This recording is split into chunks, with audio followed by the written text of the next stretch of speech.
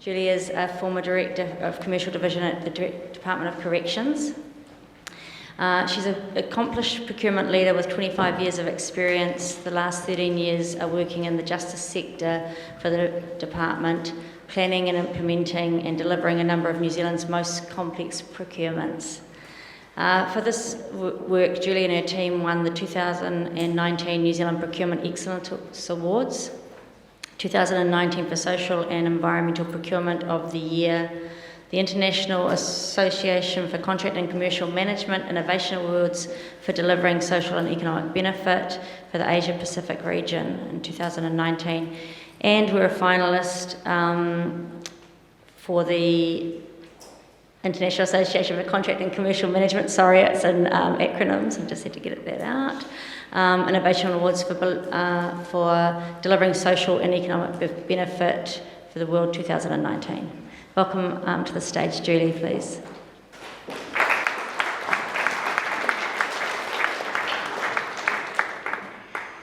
Morena, what a powerful speech to follow. Thank you. Tēnā koutou katoa. It's a pleasure to be here and to talk about the experience that the Department of Corrections had. I think we've all heard and we all agree modern slavery is a serious and organised crime. It's often hidden in plain sight. And every day, in every region of the world, people are exploited in a multitude of industries and communities are destroyed, as we've just heard. Perpetrators target society's most vulnerable. Their methods are cruel, and freedoms and sometimes lives are lost. As Natalie said yesterday, estimated suggestions are that there are up to 40 million modern slavery victims worldwide. With the impact of COVID and the disruption in supply chains, those figures are probably much greater. Despite our belief in worker freedoms here in New Zealand, modern slaves are working in our farms, they're in our shopping centres, they're in our restaurants, and they're on our construction sites.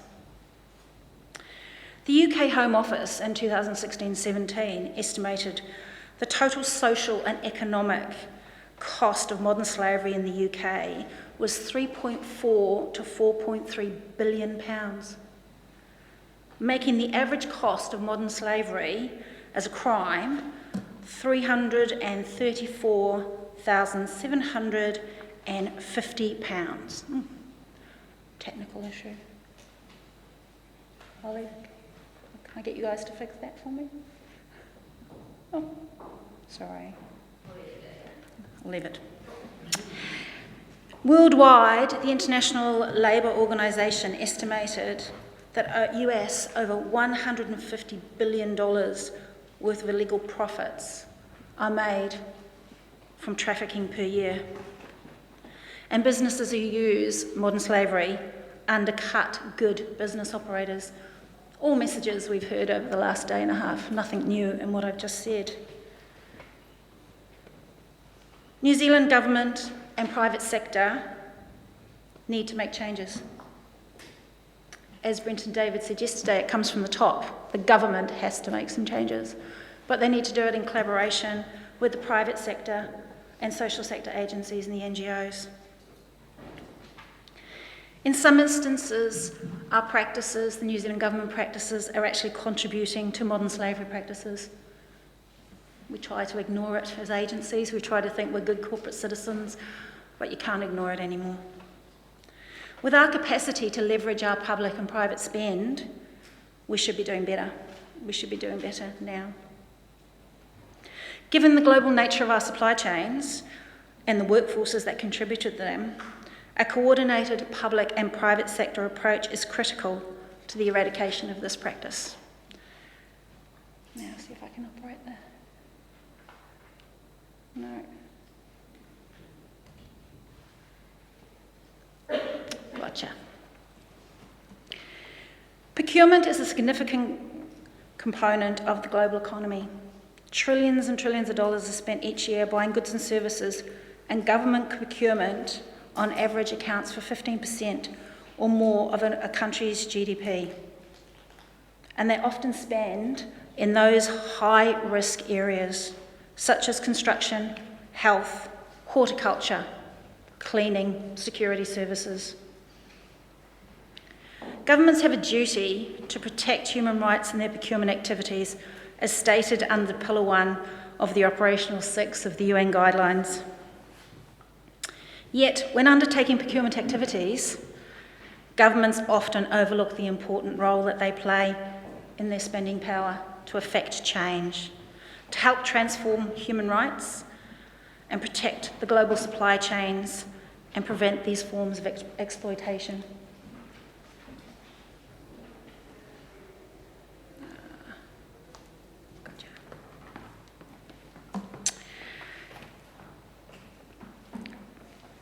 Often in New Zealand, we don't think it happens. It's not happening in our backyard, but we've heard in the last day and a half that it has. We've had our first modern slavery conviction, and we've heard of instances quite often where, even as we go about our day-to-day task, we come across instances of modern slavery. I've spoken to a few of my colleagues here for the past couple of days about a workshop I did recently where a small construction firm stumbled across some very bad practice, devastated the directors, had no idea what to do. They were dealing with an international labour broker. During the COVID pandemic, they found out that this labour broker was garnishing the wages of their workers. On top of that, they'd also found out that, and they arrived in New Zealand, they had taken their passports. An interesting set of conversations with a scramble and guilt to try and fix things.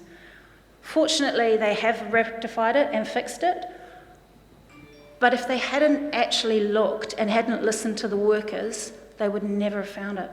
It was not high on their risk register, it was nowhere on their business plan, and they had no idea what was going on in their supply chain. A very harsh lesson for that organisation to learn. Supply chains. When I spoke to Jonathan and Tanya, they've asked me to talk about a real incident that happened in a government agency and explain the process that that agency went through and the difficulties, the challenges, and some of the conversations at the top table, because they were really interesting conversations. So I'll paint you some background. This government agency, Department of Corrections, was under pressure for accommodation. They look after the most vulnerable people in society, and they have a massive social obligation, and they needed to bring on board some additional accommodation. They couldn't build it quick enough. There just simply wasn't the ability. So we were charged with looking at different opportunities to construct, and landed on a modular build program, which is just the opposite of the way that the department likes to do. They plan, they manage risk, they plan again, they mitigate risk, they plan again, they mitigate more risk. It's a common way they do business. But they didn't have the opportunity to do that. They needed to get something done quickly, so they charged us with finding a contractor that would deliver them a modular build program. This was in 2016. At that time, there wasn't anybody in New Zealand that could deliver high security modular build. Just didn't exist. So what we did is we scoured, before we even went to procurement, we scoured the world for the options and opportunities. Then we sat the executive team down and said, you're going offshore, and you're most likely going to go to China, and you need to understand it's a multinational delivery program, and you're not going to be able to control what happens in some of those nations unless you allow us to actually change our procurement model, unless you allow us to do a significant supply chain due diligence and bring in elements that you may not be comfortable. Modern slavery, health and safety activities in offshore environments, understanding cultural norms. Very interesting, very challenging conversations for an organisation like the Department of Corrections. The agency undertook a significant amount of due diligence before we even put one word on a RFP. We got the support of the executive and we got the support of the minister for the program, and we had a risk register that had 32 lines of information around offshore risk, because we knew that the components of the build were coming from a minimum of 7 different countries, and we just didn't know what we didn't know. Once we went to tender, we were really, really concerned about our main contractor. We were so open. We had 14 pages in that RFP about what our supply chain due diligence was going to look like. We told them we were going to Q&A them. We told them we were going to visit. We told them we wanted complete transparency. We wanted to know everything, warts and all. We thought they understood. We negotiated. We had it in the contract. We spent days at the negotiation table. Signed the contract. No, that was not the case. The contractor obviously did not understand what we were saying, did not think we were actually going to do what we said we were going to do. It became very, very clear that the contractor really didn't understand their supply chain. We asked them for their first draft of their supply chain, and we wanted to know what their supply chain looked like. They gave us this. They gave us this, They gave us this. We went, no, your supply chain doesn't look like that, because we've actually had a look at your supply chain. Your supply chain looks like this. They went, no. Yep, it does. And by the way, you actually don't know who your subcontractors have subcontracted to, because we've actually done some due diligence on your subcontractors. Now, interestingly, if you look at where those countries are, you've got New Zealand, you've got Australia, you've got China, and you've got the USA. Every time we stepped through the supply chain, there was a but wait, there's more moment. We found the main contractor had subcontracted to a subcontractor, who had then subcontracted to somebody else, who decided that they couldn't deliver it, so they were going to get somebody else to do it. Those people didn't have the capacity either, but they subcontracted to somebody else. And the person who actually did the work wasn't being paid. And they didn't actually know where to go to get the pay, because they didn't actually know how many layers up the supply chain the payment program was. Obviously, being a government organisation in New Zealand, this was putting all sorts of tension in the program. So we went, well, this is not going to work for us. We've got to come up with a new model. So we sat our main contractor down and we went, we're going to start again on this. And you need to understand we're serious. We're very, very serious. We're moving through the program. We can't reverse out. It's about working with you. But we want to know what the supply chain looks like. We want to know that health and safety is being taken care of. And we want to know people are getting paid, because you're getting paid. And that means the people that are doing the work, not some middleman who then filters out the money. At this point, we made some changes. We actually removed some of the layers from the supply chain and had more conversations. And more conversations. So as you can see, the challenges were significant. And this was actually only at the design and build phase. We hadn't even actually had one thing manufactured at this stage. So, full visibility of the supply chain, ensuring that the materials, the raw materials, were sourced ethically, because we knew that they were mining. And at that time, there was a lot of pressure on where the steel was coming from. We had to make sure that the suppliers in China were actually getting ethically sourced steel. We also found out at that stage that the steel was coming from a military area on the Korean border. And we went, no, that's not going to work for us either. You need to fix that, and you need to fix that urgently. We needed to ensure there was fair working conditions.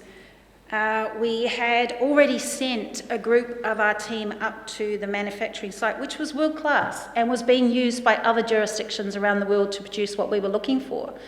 But we had seen things there that did not meet New Zealand health and safety standards. And we had already baked into the procurement that they must meet the minimum of New Zealand health and safety standards, even at the manufacturing site in China. And we'd sent health and safety people over to have a conversation with them around what our expectations were.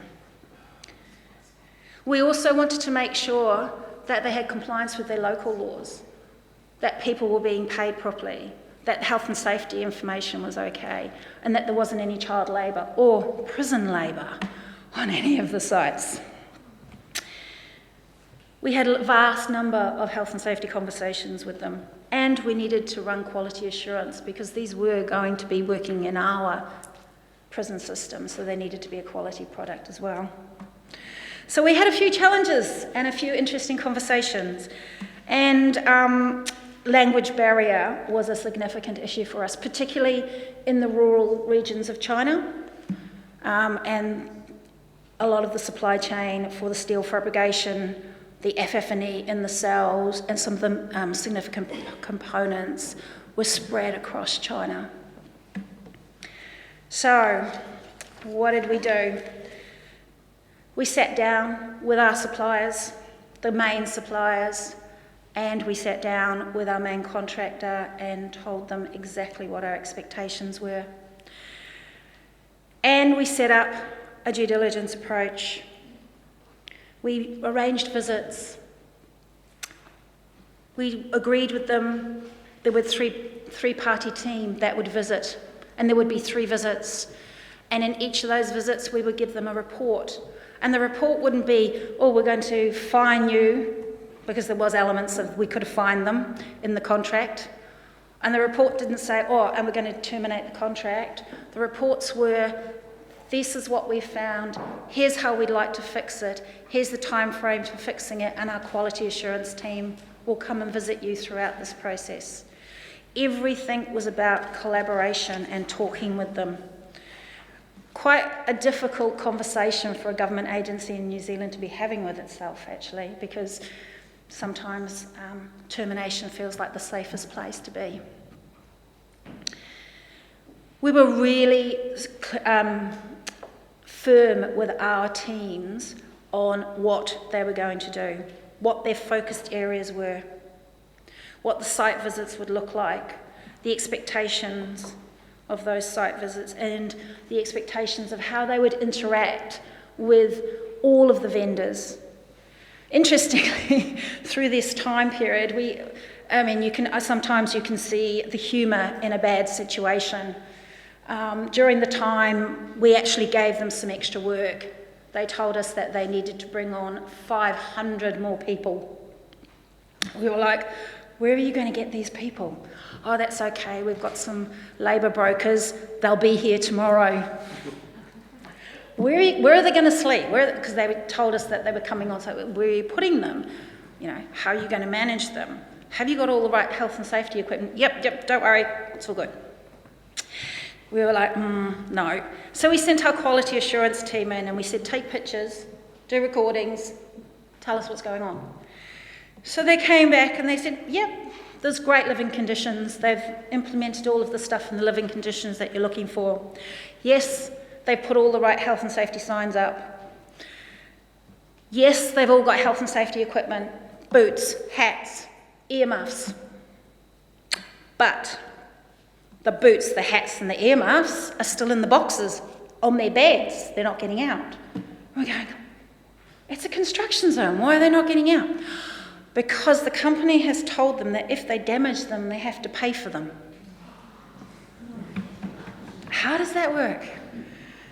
So, go back in there, tell them, no, we pay you for health and safety. They can damage them all they like, and if they want 1, 2, 3, 4, 5, 6 hits of that, we don't care. Get the hats, the boots, and the earmuffs on people's heads, please. 2 days later, we sent the quality assurance team back in. Everybody was wearing their hats, their boots, their earmuffs. In fact, they were taking photos of people proving they were wearing their hats, their boots. And we're like, oh, is this a one-day thing? So the quality assurance team came back in the next day. Everybody was wearing their hats, their boots there. So we thought, oh, great. We got over that one. That's no problem. The next, we had to get a new machine installed into the factory. We thought, oh, well, this won't be a problem. Phone call from the quality assurance team. They got 35 people sleeping under the machine. Why? Because they want to keep working, so they're going to have naps, and then they'll just get up and no, stop, no, not happening. You get in there and you organise a proper way of installing the machine, because we can't have this. A week later, we get the plan, and we know what's going on. All the way through this, the management of the manufacturing plant were very anxious. It's a state-owned enterprise. They're providing the New Zealand government with a contract. They were incredibly nervous. Our suppliers over there who were representing us were going, they've never seen so many management on the floor of the manufacturing plant. It was a bit of a mission, actually, trying to get their executive team off the floor to allow the manufacturing plant to actually do its job, because they were so busy trying to anticipate us all the way through the process. However, I will say, every conversation we had with them, every time we asked them to change, every time we asked them to move along, they did. Because right at the very beginning of the process, we told them our expectations. It was part of our procurement. We made it very clear, and we made very clear our non-negotiables.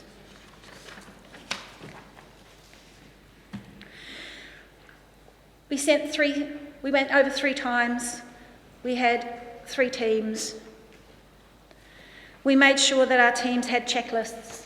We made sure that those checklists were clearly articulated to everybody in the supply chain, and we reported against them, always, and they were fully transparent. Everybody understood what we were doing and how we were going to do it. We were very clear about the risks and our due diligence around the risks, and that our expectation was full collaboration. We showed them our risk and issues registers, and we showed them our mitigations. And we even translated it into Chinese. And we made sure that one of our staff, who was a Chinese national, was at every single meeting. And we walked through it with everybody. A number of the risks and issues everybody in the supply chain owned. The department was very clear from an executive level that it was a journey to get this done, and that it wasn't about terminating the contract or throwing the KPIs or the SLAs. It was a step-through journey that we would end up with an outcome that would be good for everybody who was on the journey.